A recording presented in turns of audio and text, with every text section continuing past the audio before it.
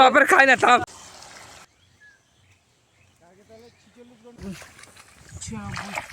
Hello বন্ধুরা, কেমন আছো সবাই? তো আজকে আর একটি ব্লগ নিয়ে চলে এসেছি, নতুন ভিডিও নিয়ে। তো আজকে আমাদের জমিতে ধান লাগানো হবে, তার জন্য সকাল সকাল জমিতে যাচ্ছি। বিচন তুলবো, বিচন নিয়ে জমিতে যেতে হবে। তাহলে বিচনের বস্তা কালি নিয়ে নিচ্ছি, এগুলো এখন জমিতে নিয়ে যাব সাইকেলে করে। নদীর ধারে বিচন লাগানো আছে, তো ওই বিচন সাইকেলের লোড দিয়ে মাঠে নিয়ে যেতে হবে। বিচন চলো তাহলে করে বিচন খেতে যেয়ে দেখা হচ্ছে। নদীর ধারে আমাদের বিচন খেত, চলো তাহলে বিচনের খেতে গিয়ে একবারে দেখা হচ্ছে। ততক্ষণের জন্য টাটা। বন্ধুরা, জমিতে এসে যে মোটর চালিয়ে দিয়েছি, এই যে ধানের বিচন গাছের জমিতে জল দিচ্ছি, আর এই যে বিচন উঠাচ্ছে। আর এই যে বিচনের পাইপে কিন্তু মাছও আসছে, যে নদী থেকে জল চালাইছি তার জন্য মাছও আসছে। আর এই যে পুরো আমাদের কাছড়াটা,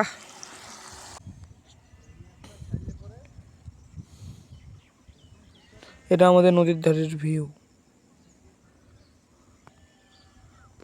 তো আমি অল্প আর কি বিচন তোলা শিখছিলাম। আমি ওরকম বিচন তুলতে পারি না, তাই ওটা একটু শিখছিলাম।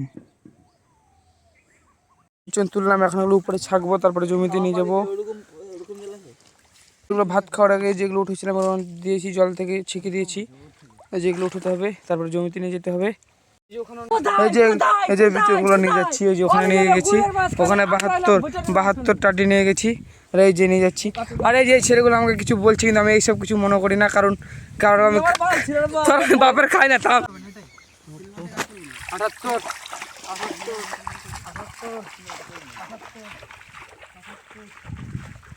তো বন্ধুরা, এরকম করে সব বিচন আমাকে উপরে তুলতে হয়েছিল, প্রায় এই মানে 2 পনের মতন, 1 পন সমান 80 আটি। তারপরে বস্তা করে সব জমিতে নিয়ে আসতে হয়েছিল। আজকে কিন্তু বন্ধুরা প্রচুর কষ্ট হয়ে গেছে কাজ করতে, কিন্তু করতে হবে। এটাই আমাদের গ্রামের ছেলের বাস্তবতা। পড়াশোনার পাশাপাশি মাঠে কাজ করতে হয়, এটাই আমাদের গ্রামের ছেলের জীবনের বাস্তব গল্প।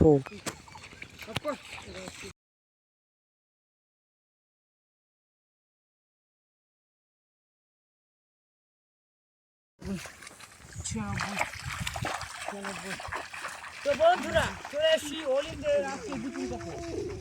ওই এদিকে ভিডিওটা বানা, উদ্দেশ্য 10 থেকে বেশি ভাইরাল হবে। এদিকে আয়।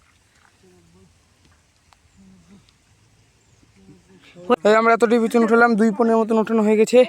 এখন ওগুলো জমিতে নিয়ে যেতে হবে। চলো একবারে জমিতে গিয়ে দেখা হচ্ছে, তখনকার মতন টাটা। মোবাইল দিয়ে নাকি ব্ল্যাঙ্কেট দিবি, ওই যে লোকটা ভাঙা মোবাইল দিয়ে ব্ল্যাঙ্কেট। তারপরে বিচনটা বস্তায় করে আবার রাস্তায় নিয়ে যেতে হলো। রাস্তা থেকে আর সাইকেলে লোড দিয়ে প্রায় 1 কিলোমিটার দূরের মতন জমিতে নিয়ে গিয়ে বিচনগুলো জমিতে ছিটিয়ে আসলাম কিছুটা, অল্পটার মতন। আর বাবা পরে ওগুলো ছিটাবে। তারপরে বাড়ি চলে এসেছিলাম। ফোনে চার্জ ছিল না বলে ব্লগটা আমি তখনই শেষ করে দিয়েছিলাম। পরে অত ভালো করে কিছু দেখাতে পারিনি। উঠে নিয়েছি, আর পড়াশোনার পাশাপাশি কিন্তু গ্রামের ছেলে মাঠে কাজ করাটা বাস্তব জীবন। চলো মাঠে গিয়ে দেখা হচ্ছে একবারে।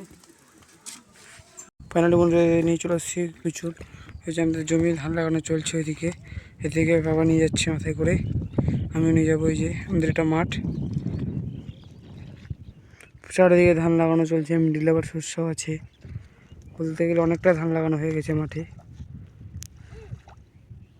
দেখতেই পাচ্ছ আমাদের মাঠের ভিউটা, কিন্তু মানে মাঠের ভিউ তো সবসময় ভালো থাকে, কারণ ভালো না থাকলেও ভালো থাকতেই হবে, কারণ এটাই কৃষকের বাড়ির ভরসা। ওই যে একটা কাকু মই দিচ্ছে জমিতে গরু নিয়ে।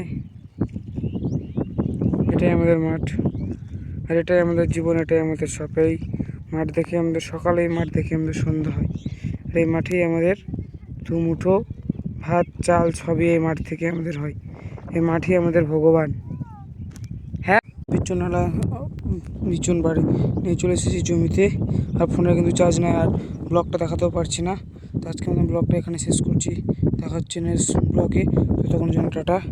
জমি কিন্তু সব বিচন নিয়ে চলে এসেছি।